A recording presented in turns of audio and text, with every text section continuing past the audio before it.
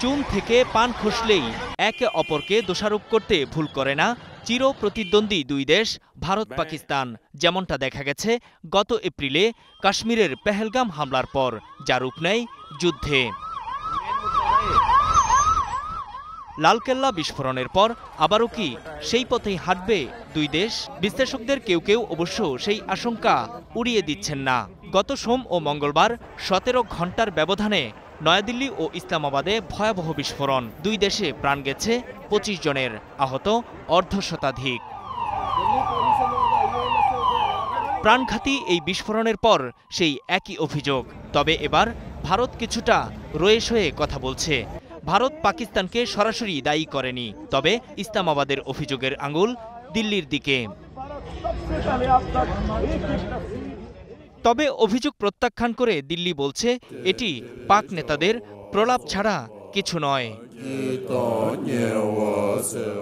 ভারতের প্রধানমন্ত্রী নরেন্দ্র মোদী এই বিস্ফোরণকে ষড়যন্ত্র বলে উল্লেখ করেছেন।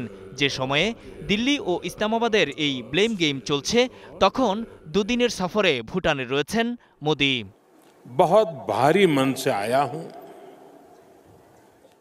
আমি খুব ভারাক্রান্ত হৃদয় নিয়ে এখানে এসেছি। দিল্লিতে ঘটে যাওয়া ভয়াবহ ঘটনা সকলকে গভীরভাবে শোকাহত করেছে।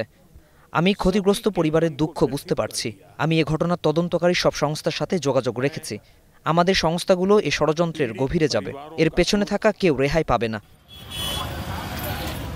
ভারত এখনও এই ঘটনাকে সন্ত্রাসী হামলা বলছে না, তবে সন্ত্রাস বিরোধী আইনের আওতায় ঘটনার তদন্ত চলছে।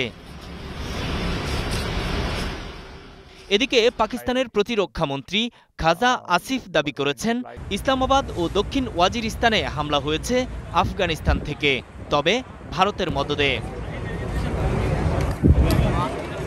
এই দুই হামলাকেই এ অঞ্চলে ভারতের রাষ্ট্রীয় সন্ত্রাসবাদের সবচেয়ে কুৎসিত উদাহরণ বলছেন পাক প্রধানমন্ত্রী শাহবাজ শরীফ।